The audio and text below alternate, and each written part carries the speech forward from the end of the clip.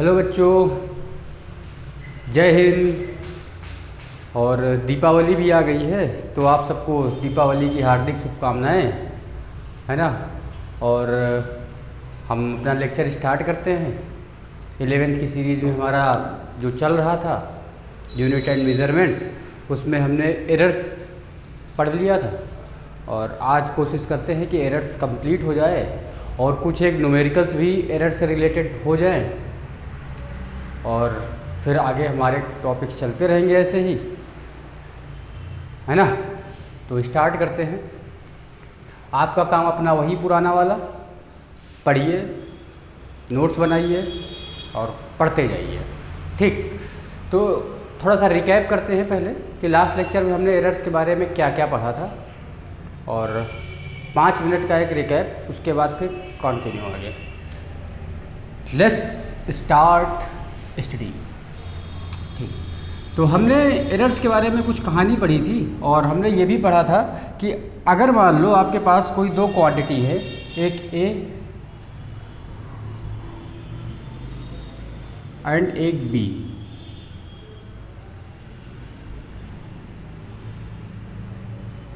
ठीक।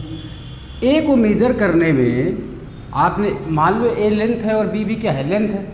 और आपको मैंने कुछ चीज़ें बताई थी। अगर मान लो आपने ए को मेज़र किया और मेज़र करने पे आपने कुछ डेटा निकाला 5 ± 0.1 मीटर। बी को आपने मेज़र करा, कुछ निकला 3 ± 0.2 मीटर, है ना। तो हमने क्या बताया था कि जब भी हमको इन दो क्वांटिटीज़ को ऐड करना होगा, a + b करना होगा, तो जो एरर्स का ये वाला जो पार्ट था, इसको हमने क्या बोला था, ये जिस इंस्ट्रूमेंट से हमने a को मेज़र करा है उसका लीस्ट काउंट कितना है, 0.1। यानी उस इंस्ट्रूमेंट से आप जो मिनिमम मेज़रमेंट कर सकते हो करेक्टली, वो कितना कर सकते हो, 0.1। और b को आपने जिस इंस्ट्रूमेंट से मेज़र करा था उसका लीस्ट काउंट कितना है, 0.2। ये भी हमने चर्चा कर ली थी, ठीक। लीस्ट काउंट का मतलब कि जितना आप उससे मिनिमम मेज़रमेंट ले सकते हो। तो जब आपने ए और बी दोनों को ऐड करना है तो ऐड करते समय आपसे मैंने क्या बताया था कि इनका जो नंबर है ये तो ऐड हो ही जाएगा। यानी कि 5 + 3 ये कितना हो जाएगा आपका 8। और साथ में मैंने क्या बताया था कि जो इनका एरर वाला पार्ट है ये भी ऐड हो जाएगा, यानी कितना आ जाएगा, 0.3। बात क्लियर। कुछ हमने और ही बताई थी। अगर मान लो आपको a - b करना हो तो आपको क्या करना है, आपको a से b को माइनस कर देना है। कितना आ जाएगा, 5 से 3 को माइनस किया तो मिल जाएगा हमको 2। बट प्रॉब्लम इज़ दैट कि जब हम एरर वाला पार्ट, ये पार्ट जो मिनिमम मेज़रमेंट है, जितना एरर पॉसिबल है, उसको जब हम यहाँ पे लिखेंगे तो हम उसको +3 ही करके लिखेंगे। यानी कि दोनों केसेस में हमने बात करी थी कि जो आपका एरर का पार्ट है, जितना पॉसिबल एरर हो सकती है वो ऐड करनी है। तीसरी सिचुएशन हमने देखी थी, अगर मान लो आपको a और b का मल्टीप्लिकेशन निकालना हो, प्रोडक्ट, है ना। तो प्रोडक्ट के केस में हमने क्या बताया था कि उस केस में आपको लॉग लेना है बोथ साइड। क्या करो, लॉग ले लो, टेकिंग लॉग बोथ साइड। जैसे ही आप लॉग लोगे तो इधर आप मान लो कि ये ए बी का जो प्रोडक्ट है ये कुछ दे रहा है y क्वांटिटी आपको, है ना। तो ये मिल जाएगा आपको log y = log a × b। और आप सबने एक लॉग का फॉर्मूला पढ़ रखा है, log a × b = क्या होता है, log a + log b, ठीक। इसको एक्सपेंड कर लो तो ये आपका आ गया log y = log a + log b। और आपसे फिर मैंने क्या बोला था, इस इक्वेशन को क्या करना है आपको, differentiate with respect to a b and y जो भी है आपके पास। तो यहाँ से आपको मिल जाएगा dy/y और यहाँ से मिल जाएगा dA/a + डी बी अपॉन में बी।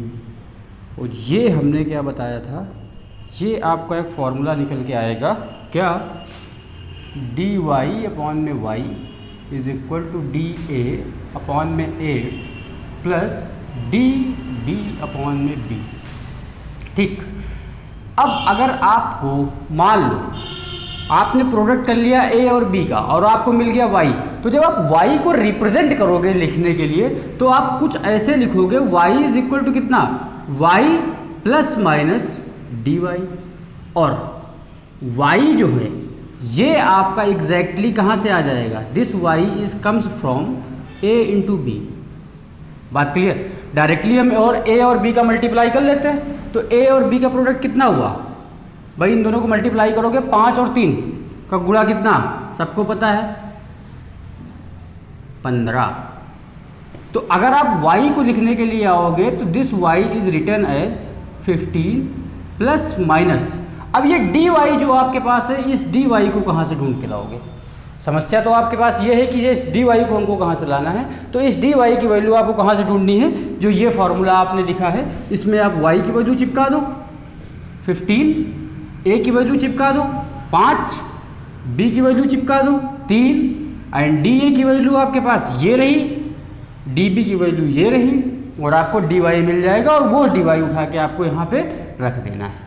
बात क्लियर, तो मैं लिख देता हूँ इधर, करना आप ही को ही है। तो हमको निकालना है dy अपॉन में आ गया 15 और this is equal to da बोले तो 0.51 अपॉन में 5 है ना, 5 है भाई, अच्छे से लिखना, प्लस आपका इधर आ गया 0.2 अपॉन में 3। अब आपको सॉल्व करके यहाँ से dy की वैल्यू निकाल लेनी है, कितनी आ जाएगी जो भी आप निकालोगे, और इसको आपको यूज़ कर लेना है नीचे दिए गए न्यूमेरिकल के आंसर में। जितना भी आप पे dy आएगा कैलकुलेट करके, इस dy को आपको यहाँ पे रख देना है ना, और यही आपका क्या हो जाएगा, इसका आंसर हो जाएगा। बात क्लियर, तो आपको ये बात क्लियर हो गया कि जब भी आपके पास कोई दो क्वांटिटीज़ मल्टीप्लाई में है, उनका एरर अगर आपको कैलकुलेट करना है तो आप कैसे कैलकुलेट करोगे। अब सोचो, इस पे बहुत सारे क्वेश्चन बन सकते हैं, क्योंकि जब भी आप लैब में जाते हो तो लैब में आपको क्या मिलता है, आपको एक वायर दे दिया जाता है, आपको एक बैटरी दे दी गई, बोल देंगे चलो भाई इसका पोटेंशियल निकाल लो, है ना, V निकाल लो, पोटेंशियल डिफरेंस आप बैटरी से क्रिएट कर लोगे, आपको वायर का रेजिस्टेंस पता होगा, करंट निकलवा देंगे आपसे। तो वो फॉर्मूला अगर आप देखोगे तो क्या मिलता है, हमको पता है V is equal to I R, where this V is potential difference, this I is current, this R is resistance. Exactly अगर आप देखो तो ये V I और R का प्रोडक्ट है। बात क्लियर, तो यहाँ पे दो क्वांटिटीज आपको I और R के मेजरमेंट में बता देंगे कि I के मेजरमेंट में इतना एरर आ रहा है, R के मेजरमेंट में इतना एरर आ रहा है, तो चलो बताओ V के मेजरमेंट में कितना एरर आएगा, कर सकते हो क्वेश्चन आप। ठीक, तो कोई दिक्कत की बात नहीं, आपको सिंपली पूरे के पूरे क्वेश्चन को इसी फॉर्म में करना है। आप पूरा लॉग उठाओ, लॉग लो दोनों साइड, दोनों को डिफरेंशिएट करो, डिफरेंशिएट करने के बाद आप dv निकालोगे, है ना। तो जब dv निकालोगे और आप फाइनली जब आंसर पे जाओगे तो आप लिखोगे v इज इक्वल टू क्या, v प्लस dv। बात क्लियर, dv। और ये जो आपका मेजरमेंट में एरर आई v आपका डायरेक्टली पता है कहाँ से है, आई आर, और ये आपको पता होगा कहाँ से निकालना है, dv is equal to dv upon में v आ जाएगा, क्योंकि ये आपका मल्टीप्लाई में है, तो di अपॉन में i प्लस dr अपॉन में r। बात क्लियर, तो कुछ इस टाइप का फॉर्मूला आपके पास बन जाएगा, है ना। अच्छा, तीसरी बात, दो बातें हो गई, पहली तो हमने कर ली जोड़ने पे, घटाने पे, मल्टीप्लाई करने पे। डिवाइड करने पे भी हम लोग थोड़ा सोच लेते हैं, चर्चा कर लेते हैं कि अगर मान लो आपको कोई दो क्वांटिटी डिवाइड करनी है, उस केस में आपको क्या करना होगा। तो इसी को कंटिन्यू करते हुए आगे डिवीज़न पे बढ़ जाते हैं।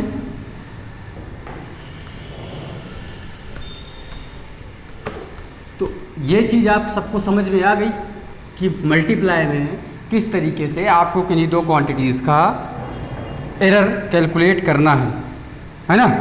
तो डिवीज़न में जब आप जाओगे तो मान लो आपके पास हमारे पास दो क्वांटिटी थी, एक ए थी, ए कितनी थी वही कोई एग्जाम्पल ले लेता हूँ 5.01 और बी को मेजरमेंट करने में हमको मिल रहा था 3 और इधर 0.3। दोनों लेंथ हैं तो ये भी मीटर में आ गया और ये भी मीटर में ही आ गया। ठीक, मान लो कि आपसे इस बार बोल दिया जाए कि चल भाई निकाल दे A/B और ये जो कुछ है ये x क्वांटिटी के बराबर में है, तो आपको x बताना है। x क्या है? A/B। प्रोसेस एकदम सेम, जैसी प्रोसेस हमने मल्टीप्लिकेशन में करी थी सेम प्रोसेस हम लोग क्या यहाँ पे दोहराएंगे डिवीज़न के लिए भी। ठीक, तो जब आप डिवीज़न के लिए दोहराओगे तो क्या लोगे? Taking log both side again, और इस बार आपको पता है यहाँ से मिल जाएगा आपको, जैसे ही लॉग लोगे तो log x is equal to log a minus log b। मिल गया। माइनस क्यों हुआ ये भी अगर आपको नहीं पता है तो आप एक लॉग का छोटा सा फॉर्मूला है, इसको भी देख लो। log a/b is equal to क्या होता है? log a minus log b। किसी को कोई समस्या नहीं होनी चाहिए। ठीक, फिर आपको क्या करना है? इसको अगेन डिफ्रेंशिएट कर देना है। जैसे ही आप इसको डिफ्रेंशिएट करोगे तो ऊपर से आ जाएगा dx/x इज इक्वल टू में dA/a माइनस dB/b।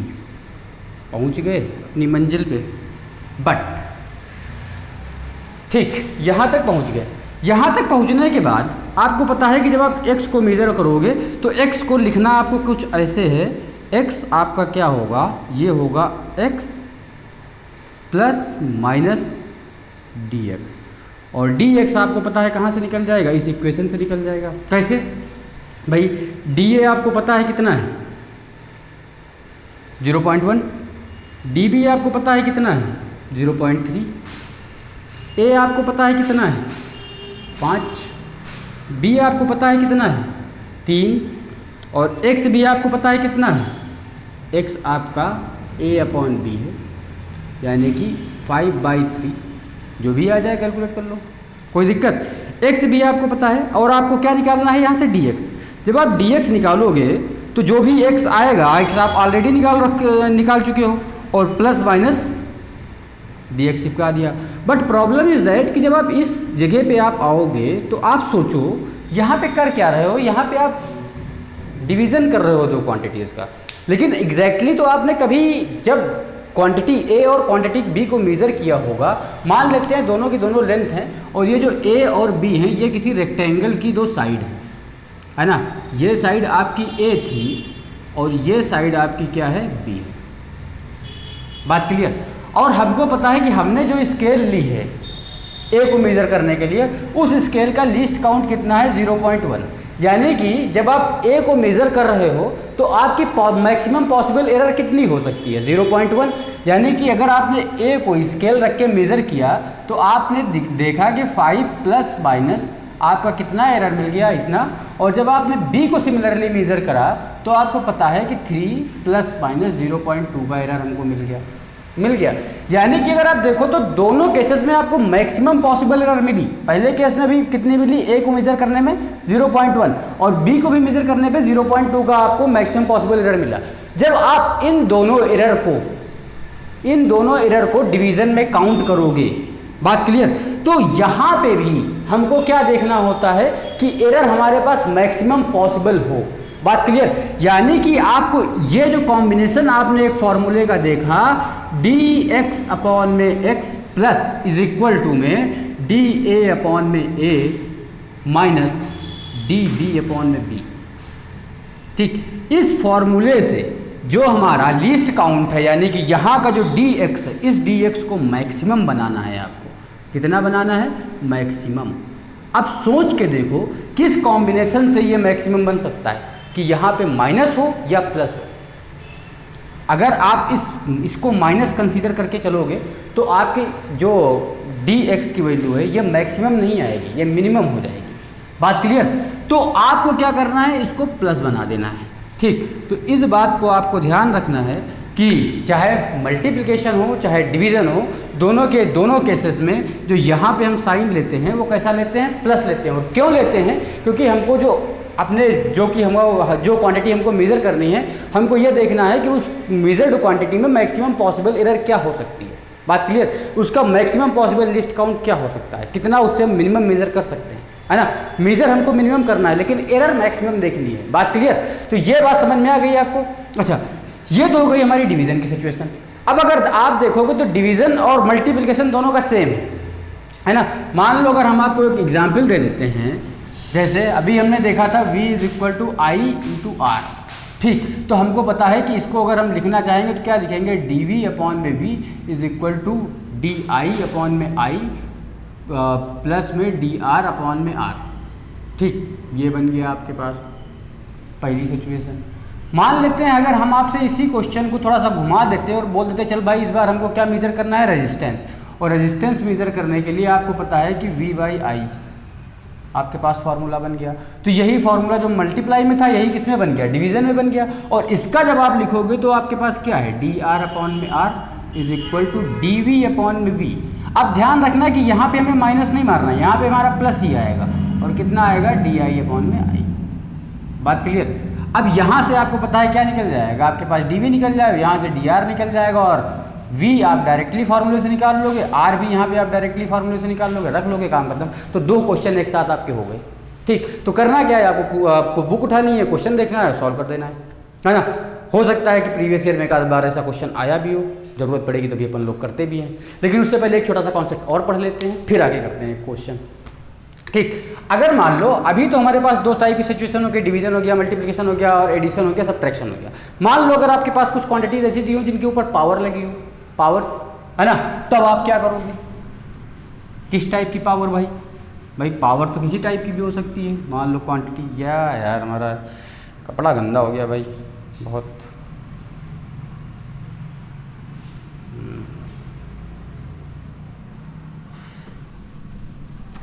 तो आप क्या करोगे भाई, पावर्स अगर लगा देते हैं क्वांटिटी के ऊपर हम, then what you do, think what you do. मान लो आपके पास एक क्वांटिटी है जिसे आपने मेज़र करना है, d, हमें d को मेज़र करना है और इस d का एक फॉर्मूला आपको दे दिया गया है। ये d जो है ये a⁻x, b⁻x नहीं लेते हैं, a⁻p, b⁻q अपॉन में c⁻r।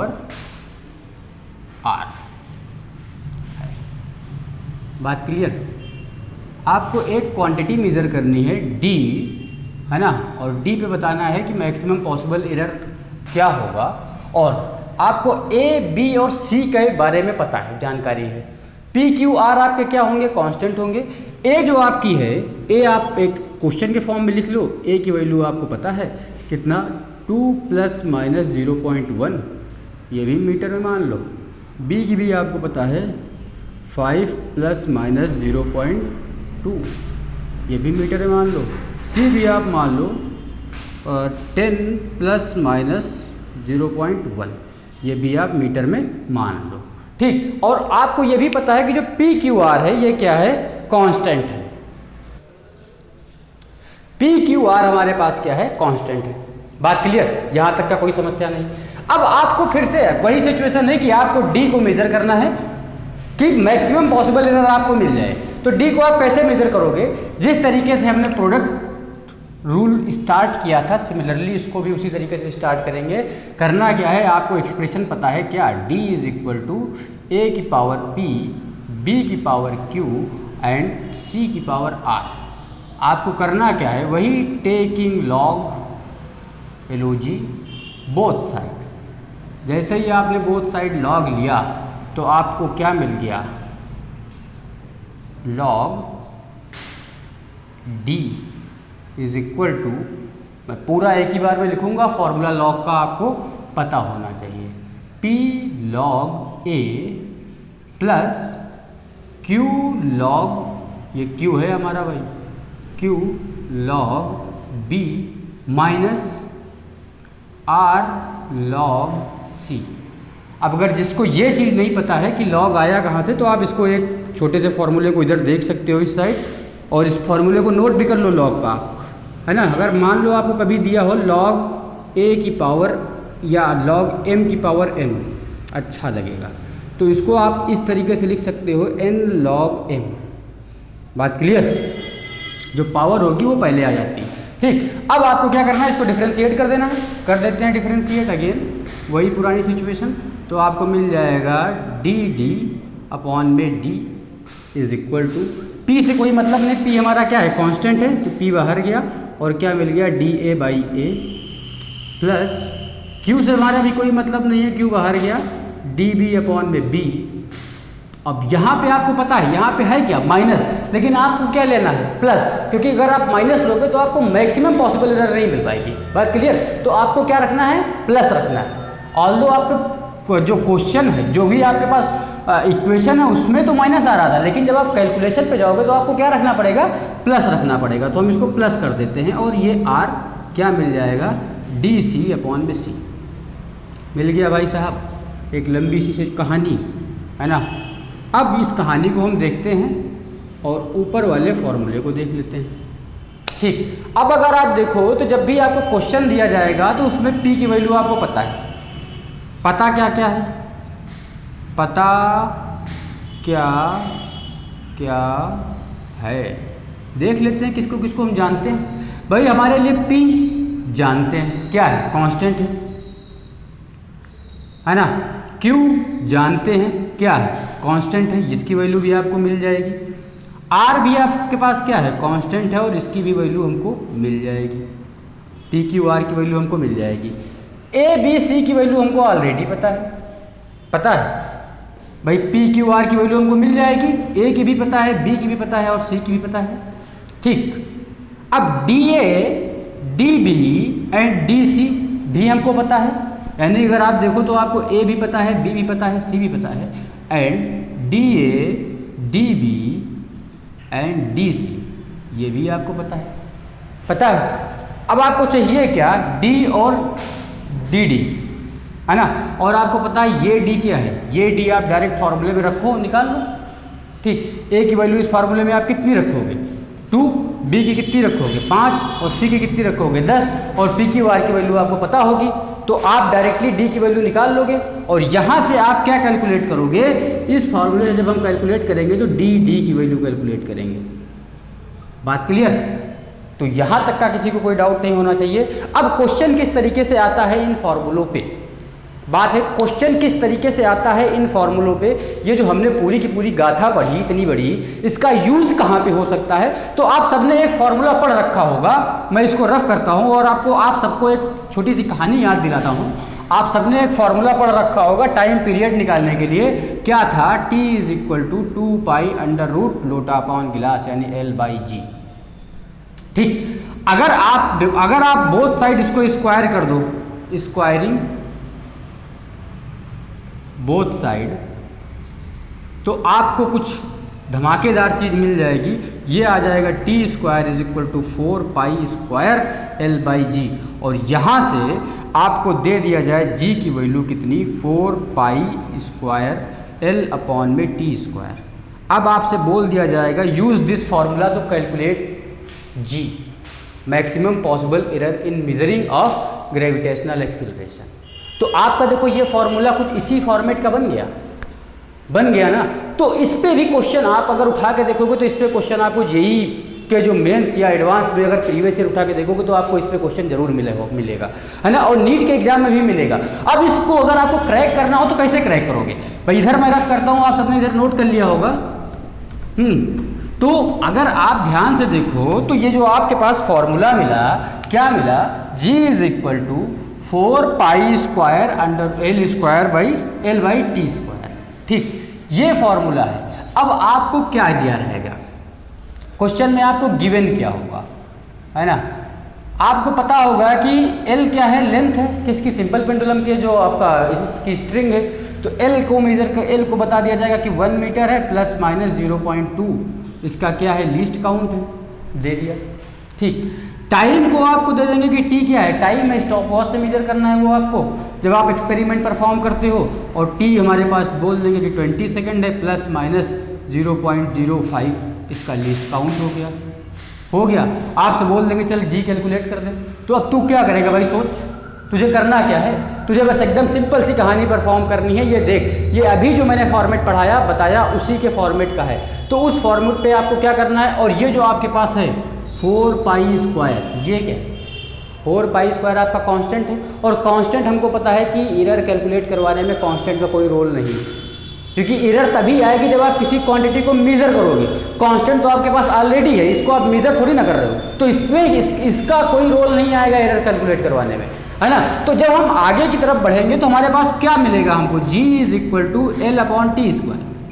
इतने से आपको एरर कैलकुलेट करनी है। अगर आप चाहो तो यहाँ पे लिख लो, आप घबराने वाली कोई बात नहीं। 4π² L/T² का जब आप डिफ्रेंशिएट करोगे, पहले तो आप लॉग ले लो, तो क्या मिल गया आपके पास, log G = ये आपके पास जब जाएगा तो क्या हो जाएगा, log 4π², इसको एक ही डब्बे में बंद रखो, और यहाँ से आ जाएगा प्लस में log L माइनस में log T, और T का 2 पहले। डिफ्रेंशिएट कर दो इसको, जैसे ही आप इसको डिफ्रेंशिएट करोगे तो आपको मिल गया dG/G, है ना। ये आपके पास पूरा का पूरा क्या है, कांस्टेंट, और हमको पता है कांस्टेंट का डिफरेंशिएशन क्या होता है, 0, खत्म। और यहाँ से क्या मिल गया, dL/L, यहाँ से क्या मिल गया, -2 dt/T। बट आपको पता है कि आपको माइनस लेना है या प्लस, क्योंकि आपको मैक्सिमम पॉसिबल एरर कैलकुलेट करनी है, तो ये प्लस होगा, और ये आपके पास मिल गया कहानी। अब आपको पता करना क्या है, आपको G की वैल्यू निकालनी है। G की वैल्यू आप डायरेक्टली L की वैल्यू कितनी रखोगे 1, और T की वैल्यू कितनी रखोगे 20 सेकेंड, यहाँ पे रखो, G की वैल्यू आपको मिल जाएगी। उसके बाद आप इस फॉर्मूले का यूज़ करके dG की वैल्यू कैलकुलेट कर दोगे, और आप जब लिखोगे तो G आपका कितना आ जाएगा, G = G ± कितना, जो भी आपकी dG की वैल्यू है। बात क्लियर, ये है। अब आपसे अगर पूछ लिया जाएगा कि परसेंटेज एरर बताओ, तो आप इसको इससे परसेंटेज एरर कैलकुलेट कर सकते हो। कैसे कैलकुलेट कर सकते हो, चल भाई ये भी देख ले कि परसेंटेज एरर कैसे कैलकुलेट करोगे। परसेंटेज एरर कैलकुलेट करने का आपको पता है, जैसे आप परसेंटेज एरर पे गए तो आपने कुछ नया नहीं देखा, यहाँ से जो dG निकला, इस dG को आपको ऊपर रखना है, इस G को आपको नीचे रखना है, × 100 मार देना है, और आपका ये हो गया परसेंटेज एरर। बात क्लियर। तो क्वेश्चन सिंपल सा था, बस छोटी सी समझ आपका 4 नंबर क्रैक करवा देगी, चाहे जेई मेंस हो, चाहे जेई एडवांस हो, चाहे नीट हो, चाहे जो भी एग्जाम। बात क्लियर। तो आपको ये चीज़ एकदम ध्यान से मस्त होकर एकदम मस्ती के साथ समझ लेनी है, दिमाग में उतार लेनी है, और क्वेश्चन आपका बन जाएगा, ये गारंटी है मेरी, है ना। तो आगे बढ़ता हूँ।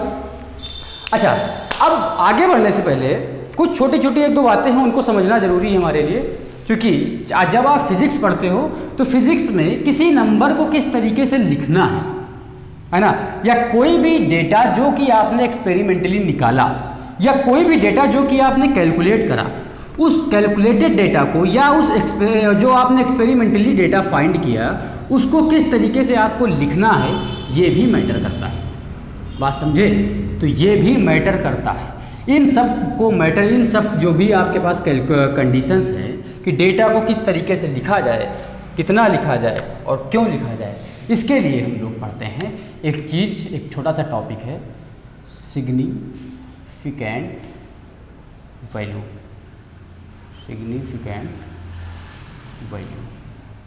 अब ये कुछ है नहीं, सिग्निफिकेंट नंबर भी बोल सकते हो, सिग्निफिकेंट वैल्यू भी बोल सकते हो, कुछ है नहीं।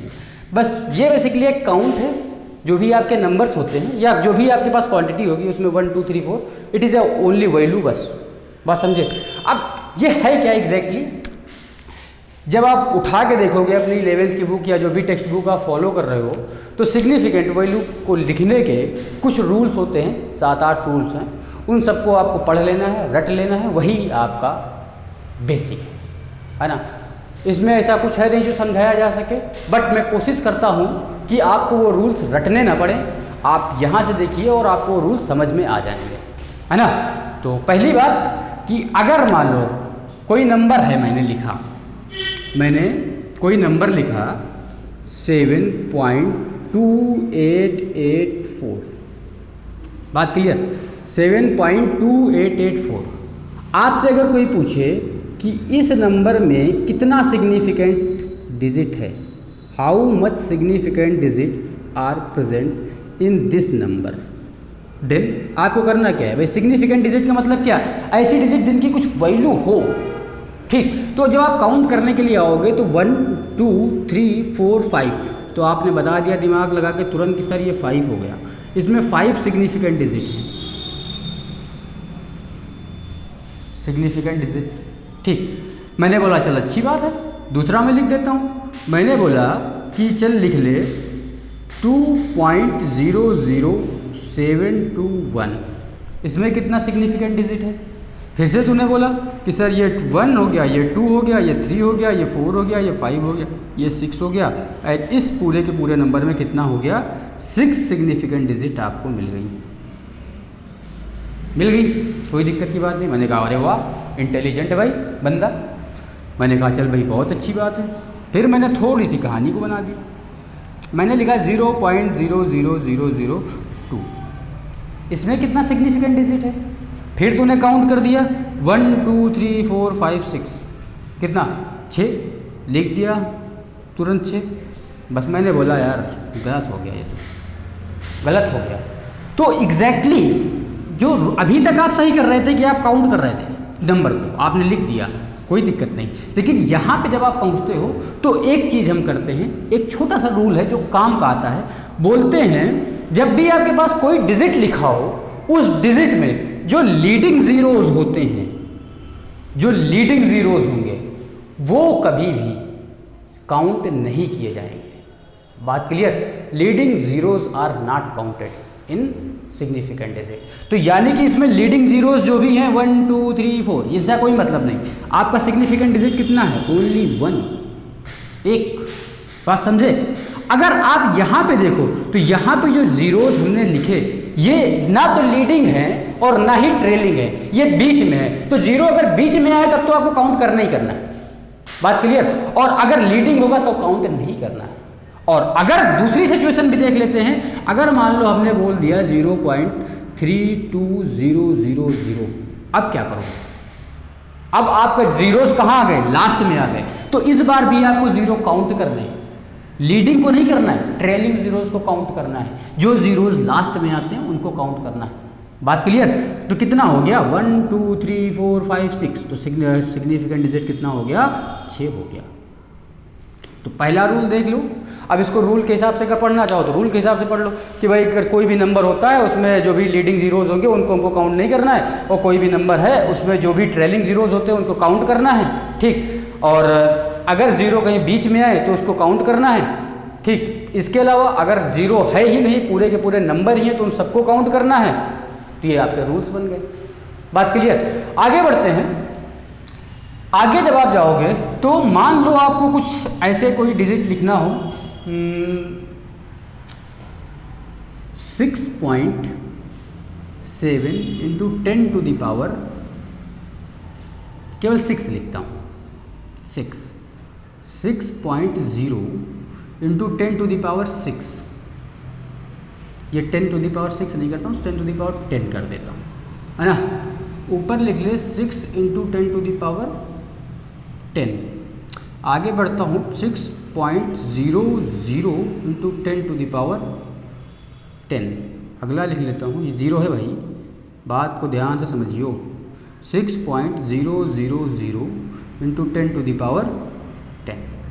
ठीक, अगर मैं आपसे पूछूं कि ये जो मैंने 4 नंबर इधर लिखे, इन नंबर में कोई डिफरेंस है, तो तू देखते ही बोलेगा भाई, सबके सब यही देखते बोलेंगे सर ये भी लिखा है 6 इंटू 10 टू द पावर 10, ये लिखा है 6.0 into 10 to the power 6, 10 to the power 10, ये लिखा है 6.00 इंटू 10 टू द पावर 10, ये लिखा है 6.000 into 10 to the power 10। Number में कोई डिफरेंस नहीं है, जो 4 के चारों नंबर हैं ये क्या है, बराबर है। बट इनको लिखने का जो तरीका है ये बताता है कि ये नंबर जिस इंस्ट्रूमेंट से मेज़र किया गया है उसमें बहुत एरर है, बहुत ज़्यादा एरर पॉसिबल है। इसमें जब आप देखोगे तो आपका जो एरर है वो कितना है, पॉइंट के बाद 1 डिजिट तक एक्यूरेसी दे रहा है। इसमें पॉइंट के बाद 2 डिजिट तक एक्यूरेसी दे रहा है वो इंस्ट्रूमेंट, और इसमें पॉइंट के बाद 3 डिजिट तक एक्यूरेसी दे रहा है। यानी अगर आप बोलोगे तो जो नीचे वाला नंबर है ये आपका सबसे ज़्यादा एक्यूरेट होगा, है ना। अभी हमने लीस्ट काउंट में क्या पढ़ा था, लीस्ट काउंट क्या था, जितना मिनिमम मेजरमेंट कर सकते हो आप, तो लीस्ट काउंट यानी कि एरर पॉसिबल हो सकती थी। अब आप देखो तो नीचे वाले नंबर का मतलब क्या, यहाँ पे आप 3 डिजिट तक एक्यूरेसी ले जा सकते हो पॉइंट की, है ना, और यहाँ पे आप 2 डिजिट तक जाते हो, यहाँ पे 1 डिजिट तक जाते हो पॉइंट के बाद, और यहाँ पे तो पॉइंट है ही नहीं। यानी कि आपके पास जो मैक्सिमम पॉसिबल एरर होगी वो 6 × 10⁻10 के राउंड में होगी, यानी कि पूरा का पूरा साला स्केल ही खराब है। बात समझे। तो एग्जैक्टली किसी नंबर को जो लिखने का तरीका होता है वो ये बताता है कि आपका इंस्ट्रूमेंट कितनी पॉसिबल एरर दे रहा था। बात क्लियर, कितनी ज़्यादा एक्यूरेसी हो सकती है मेजरमेंट करने में, है ना।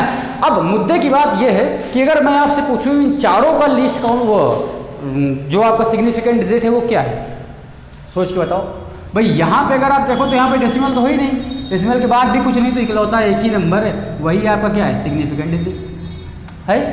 यहाँ पे अगर आप देखो, अच्छा मुद्दे की बात यह है, यहाँ पे जब आप आओगे तो यहाँ पे आपको मिलेगा 2, और यहाँ पे जब आओगे तो मिलेगा 3, और यहाँ पे जब आओगे तो मिलेगा 4। यानी कि इन ज़ीरोज़ की वैल्यू होती है, मैंने क्या बोला था अभी, जो आपके पास ट्रेलिंग ज़ीरोज़ होते हैं उनकी वैल्यू होती है, उनको हम सिग्निफिकेंट डिजिट में काउंट करते हैं।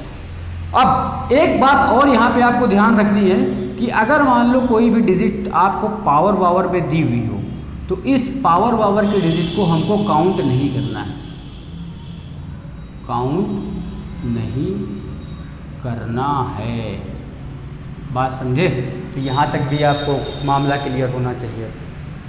तो रूल्स आपके बन गए सारे के सारे।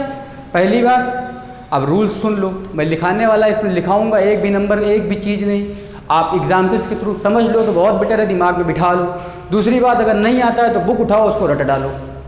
बात समझे। फिर से मैं एक बार रिवाइज कर देता हूँ, आप उन सबको समझ लो क्या है। मैंने बोला पहला रूल क्या बोलता है कि अगर कहीं पे भी कोई भी नंबर लिखे हुए हैं, कितने भी नंबर हो, वो सारे के सारे सिग्निफिकेंट डिजिट हैं। दूसरा रूल कि अगर 0 किन्हीं नंबर के बीच में आता है, मान लो कोई आपने नंबर लिखा उसके बीच में 0 आ रहा है मिडिल में, है ना, तो हमको सिग्निफिकेंट डिजिट काउंट करते समय उस 0 को काउंट करना है। ठीक, काउंट कर दिया। अगली बात, अगर 0 आपका लीडिंग आ जाए, कोई भी नंबर लिखते समय 0 पहले ज़ीरोज़ आ जाएं कई सारे, तो हमको उन ज़ीरोज़ को काउंट नहीं करना है, उनको रोल से बाहर कर देना है। ठीक, अगर ज़ीरोज़ आपके बाद में आ जाएं, कोई नंबर आपने लिखा उसके लास्ट में ज़ीरोज़ आ जाएं, तो उन ज़ीरोज़ को आपको फिर से काउंट करना पड़ेगा सिग्निफिकेंट डिजिट को लिखने के लिए। बात समझे। अगला रूल क्या बताया मैंने, अगला बताया कि अगर मान लो 10 टू द पावर वगैरह लगी हुई है, 10 की पावर 10, 10 की पावर 7, 10 की पावर 11, 10 की पावर 9, जो भी लगा हुआ है, तो उन पावर्स को हमें सिग्निफिकेंट डिजिट में काउंट नहीं करना है, बिल्कुल नहीं गिनना है, उन पावर्स को ऐसे ही छोड़ देना है। बात समझे। तो ये मामला आपका क्लियर होना चाहिए, कोई समस्या की बात है ही नहीं, है ना। अब सिग्निफिकेंट डिजिट तो आपका पूरा हो गया। इसी से जुड़ा हुआ एक छोटा सा टॉपिक और है जिसको हम लोग बोलते हैं राउंडिंग ऑफ। राउंडिंग ऑफ की ज़रूरत हमको क्यों पड़ी, इसको भी समझ लो। क्यों ज़रूरत पड़ती है, इस बात को समझना ज़रूरी है। ये तो हमारे पास थे कि सिग्निफिकेंट डिजिट हम काउंट कैसे करते हैं। अब अगर मान लो, इसको मैं रफ करता हूँ और आपको रूल्स याद रखने डायरेक्ट। अब अगर मान लो कि आपके पास मैंने 2 क्वांटिटी दे दी, फिर से वही कहानी, एक ए है, a is given as 2.0001 and B is given as 2.03, कितना 2.03, एंड मैंने बोल दिया ऐड देम,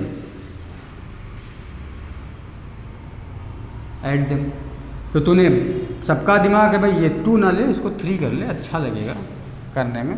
तो जैसे तुमने ऐड किया तो a + b is equal to कितना, इधर वाले को इधर जोड़ा तो इधर आपको पता है कि 1 का 1 ही रहेगा, 0 का 0 ही रहेगा, 3 0 में ऐड हो जाएगा, 3 और ये 0, फिर पॉइंट लगाया और यहाँ पे 2 और 3 5 आ गया, सब ने काउंट कर दिया। But according to physics this is wrong. अगर आप ये चीज़ लिखते हो आंसर आपका, तो ये आंसर रॉन्ग है आपका। बात समझे क्यों? क्योंकि सिग्निफिकेंट डिजिट जो अभी आपने पढ़ा उसका रूल है कि जब भी हम किन्हीं दो नंबर्स को जोड़ेंगे, घटाएंगे, गुणा करेंगे, भाग करेंगे, तो हमको ऑलवेज आंसर में उतना सिग्निफिकेंट डिजिट रखना है जितना ऊपर किसी नंबर के साथ मिनिमम हो। नहीं समझे बात? समझो एग्जाम्पल के थ्रू। एक ही अगर से आप सिग्निफिकेंट डिजिट काउंट करोगे तो कितने हैं? 1 2 3 4 5, 5 है ना। बी के साथ आप काउंट करोगे तो 1 2 3 3 है। तो अभी जो मैंने बोला उसके अकॉर्डिंग आपको अपने आंसर में 3 सिग्निफिकेंट डिजिट रखने हैं, लेकिन थोड़ा सा ट्विस्टेड कहानी है। कहानी ट्विस्टेड ये है कि आपको बस डेसिमल के बाद के सिग्निफिकेंट डिजिट देखने हैं। डेसिमल के बाद के नंबर काउंट करिए कितने हैं। ऊपर जब आप डेसिमल के बाद के नंबर काउंट करोगे तो 4 हैं, और नीचे जब आप डेसिमल के बाद के नंबर काउंट करोगे तो 2 हैं। यानी कि आपको अपने आंसर में डेसिमल के बाद सिर्फ 2 डिजिट तक आंसर देना है। कितने तक? डेसिमल के बाद सिर्फ 2 डिजिट, तब आपका आंसर सही होगा। अब 2 डिजिट तक रखने के लिए आपको इन बाकी नंबर्स को हटाना पड़ेगा, है ना। हटाने को नंबर को, जब भी हम नंबर को हटाना है तो आप डायरेक्ट नहीं हटा सकते कि चलो भाई उठा के फेंक दिया। आपको हटाना है तो उसका भी रूल देखना पड़ेगा ना। उसके लिए हम लोग क्या यूज़ करते हैं? राउंड ऑफ करते हैं नंबर को। बात समझे? तो उसके लिए हम लोग क्या फॉलो करते हैं? Rounding off.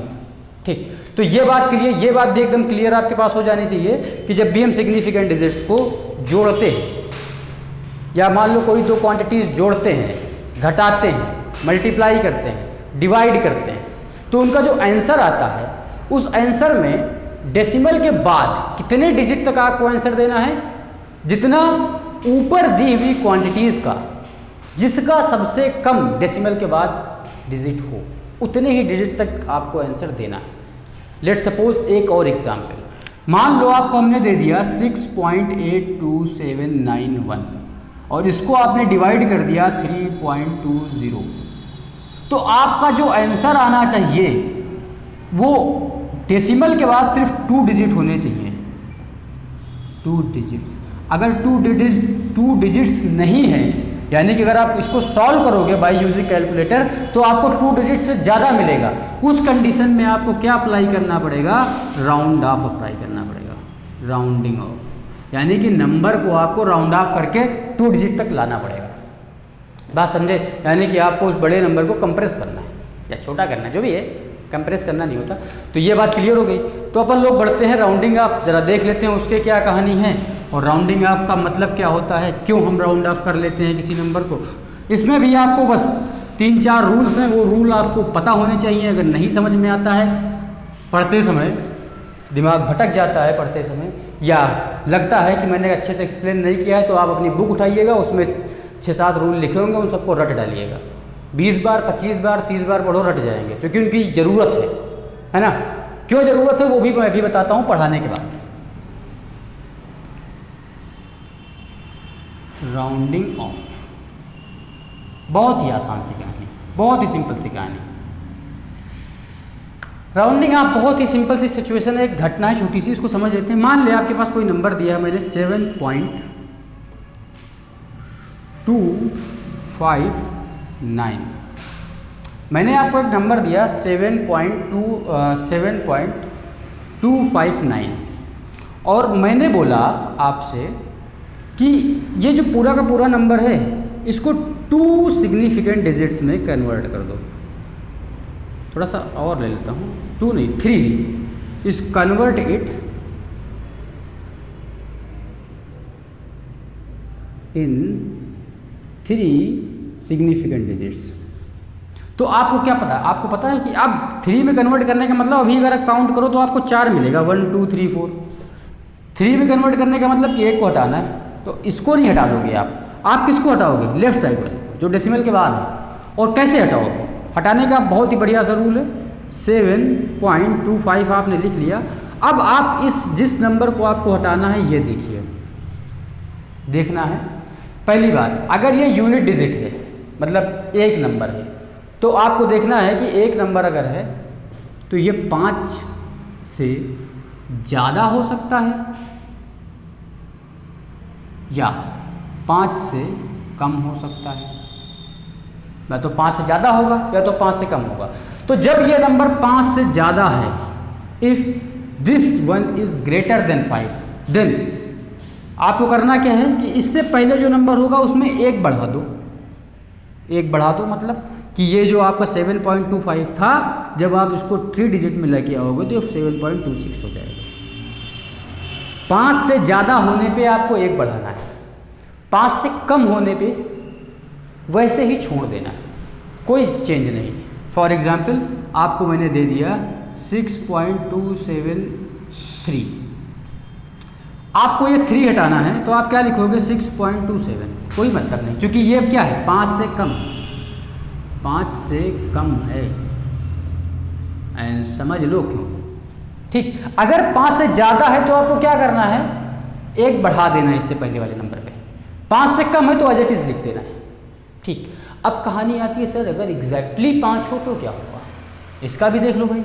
अगर मान लो एग्जैक्ट 5 है, एग्जैक्ट आपके पास 5 है, then what you do, then आपको क्या करना है, आपको ये देखना है कि नंबर जो आपका इससे पहले का नंबर है, यानी जहाँ पे भी 5 लिखा है, यानी 7.25 देख लेता हूँ, तो इससे पहले का जो नंबर है ये आपका इवन है या ऑड है। अगर आपका एग्जैक्ट 5 है तो आपको देखना है कि नंबर इवन है या ऑड है। अगर इफ इवन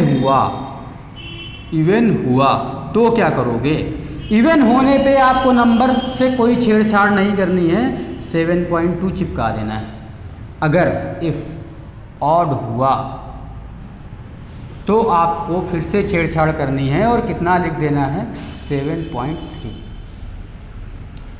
बहुत ही सिंपल सी कहानी बताई है भाई, उम्मीद करता हूँ सबको समझ में आई होगी। ठीक, अगेन एक छोटी सी कहानी और इसी में देख लेता हूँ, फिर आगे बढ़ता हूँ।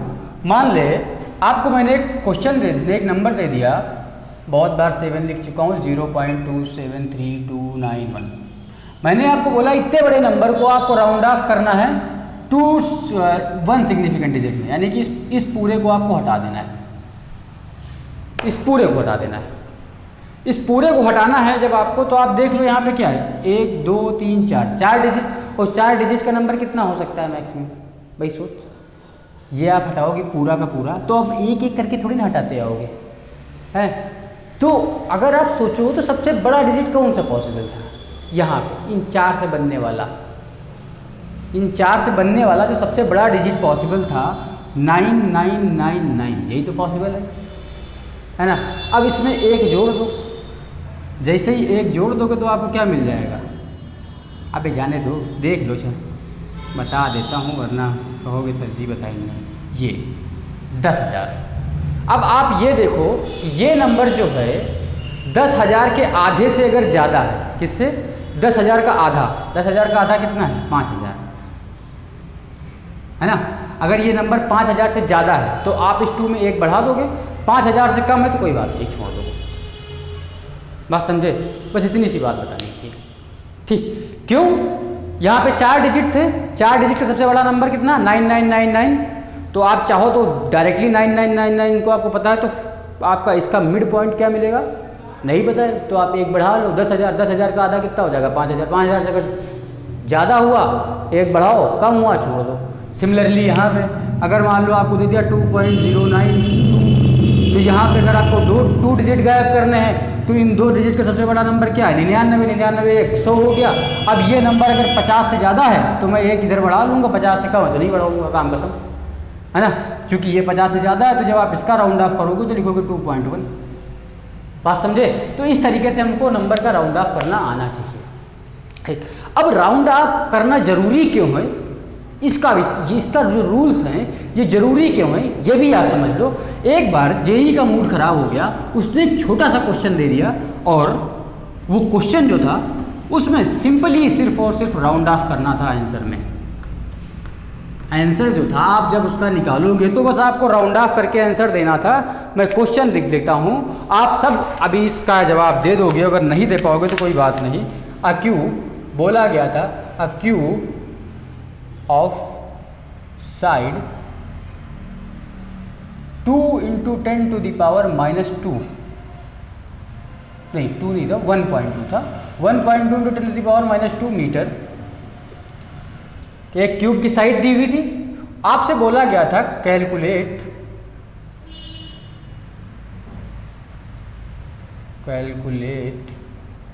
इट्स वॉल्यूम, और ऑप्शन भी दे दिए गए थे। पहला ऑप्शन बोला गया था 1.7 into 10 to the power -6 metre cube, दूसरा ऑप्शन आपको दिया गया था 1.73 into 10 to the power -6 metre cube, तीसरा ऑप्शन आपको दिया गया था 1.70 into 10 to the power -6 metre cube, and fourth option आपको दिया गया था 1.732 into 10 to the power -6 metre cube.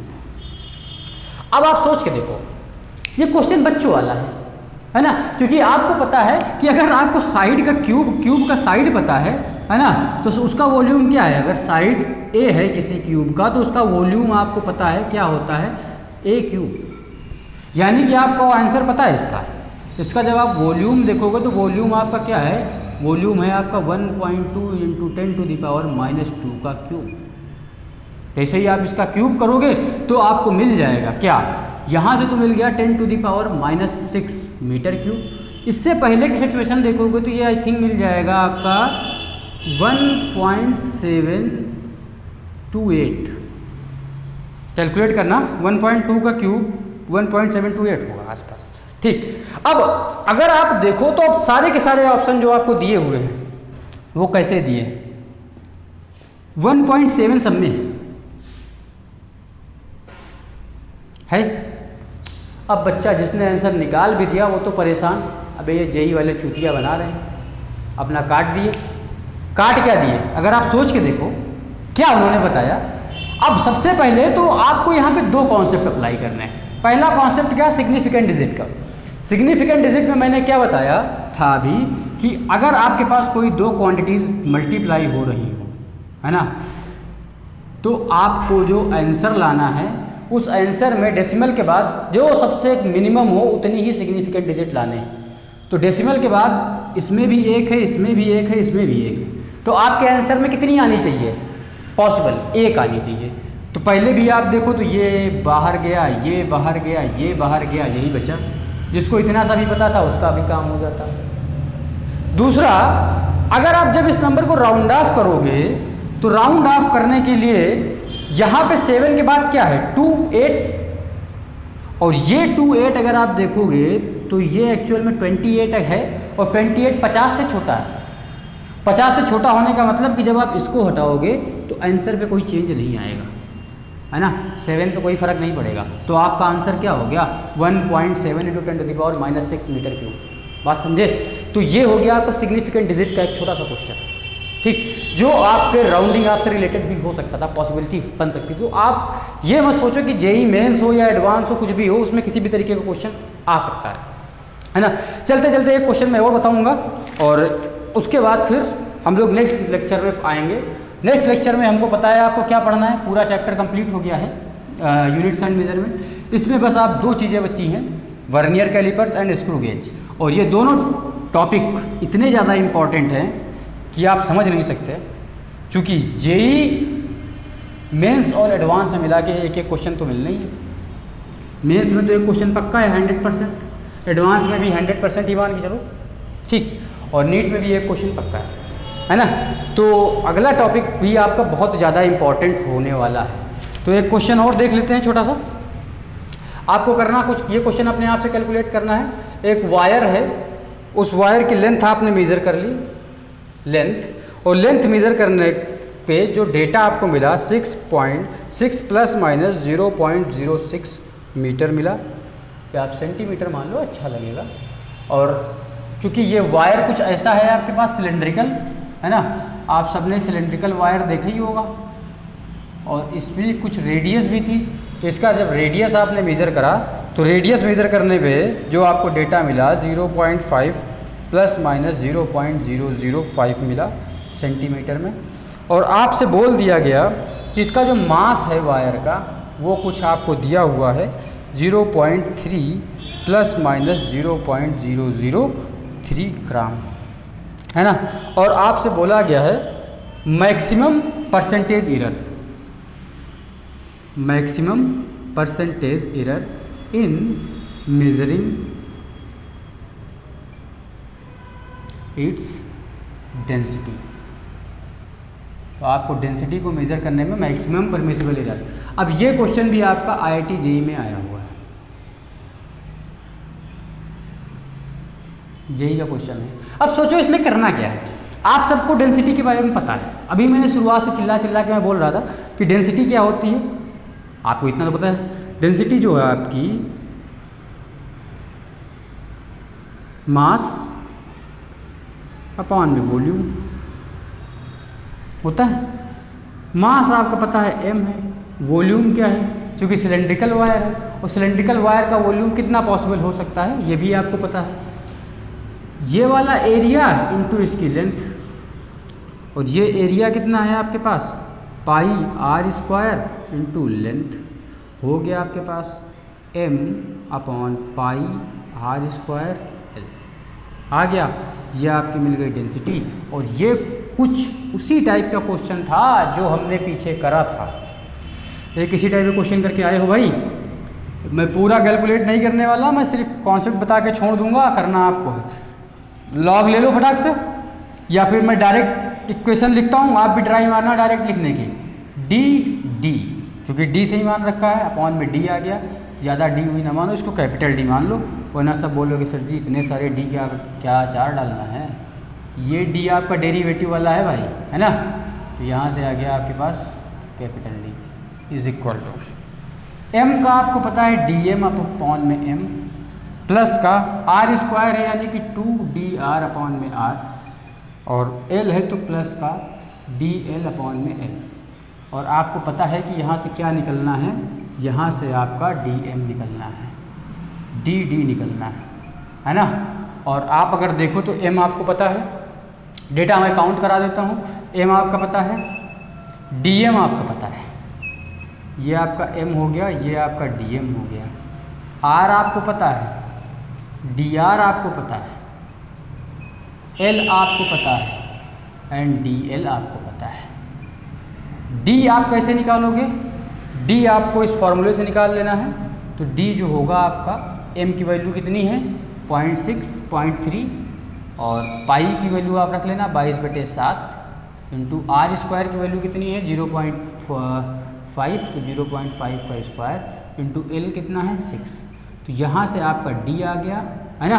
और इस d की वैल्यू आप यहाँ रख दोगे और सारी की सारी वैल्यूज रखोगे, आपको क्या मिल जाएगा dd। जैसे ही आपका dd मिला तो परसेंटेज एरर पे जब आप जाओगे तो आपको क्या मिलेगा, आपको कहानी मैंने बताई है कि डी अपॉन में जितना d है इंटू में 100 मार देना, और आपका क्या मिल जाएगा परसेंटेज एरर मिल जाएगा। इतना छोटा सा क्वेश्चन IIT JEE में आ गया, मजाक कर दिया IIT JEE वालों ने। तो आपका एरर का पार्ट कंप्लीट हो गया है। अब हम लोग दो जो हमारे पास मेजरिंग इंस्ट्रूमेंट हैं, एक स्क्रू गेज, दूसरा वर्नियर कैलिपर्स, दोनों के दोनों मोस्ट इम्पॉर्टेंट हैं। इतना इम्पॉर्टेंट है कि जब आप JEE बीट करके इंजीनियरिंग में एडमिशन लोगे तो वहाँ पे पहले साल आपको स्क्रू गेज, जैसे ही लैब में जाओगे तो आपको क्या मिल जाएगा, एक वर्नियर कैलिपर्स या स्क्रू गेज पकड़ा देंगे हाथ में और कोई एक्सपेरिमेंट दे देंगे। तो आपको उसके बारे में पता होना चाहिए कि उसको कैसे यूज़ करते हैं। या अभी अगर आप लोग अपनी लैब में गए हो तो वहाँ पे भी आपने कई बार उसका यूज़ किया होगा, आपको टीचर ने दिया होगा कि आप चलो इससे ये मेज़रमेंट ले लो, ये मेज़रमेंट ले लो, ये काम कर लो, जो भी। फॉर एग्जांपल एक सबसे बढ़िया आपका एक्सपेरिमेंट है, आपने ग्रेविटी की जब वैल्यू निकाली होगी सिंपल पेंडुलम से, तो वहाँ पे आपको स्क्रू गेज दिया गया होगा, वो जो हमारे पास एक गोल सा मेटेलिक कुछ होता है उसका डायमीटर मेजर करने के लिए। बात समझे? तो आपको उन दोनों को बहुत ही ध्यान से पढ़ना है, समझ लेना है, और उससे भी एक क्वेश्चन आपका JEE में आता ही आता है, फिक्स है। तो आपका काम क्या है, लेक्चर देखिए, नोट्स बनाइए, अगर पसंद आया हो, अच्छा लगा हो लेक्चर, तो आप अपने किसी दोस्त को शेयर कर दीजिए। और मैं चलता हूँ, फिर मिलता हूँ अगले लेक्चर में। जय हिंद।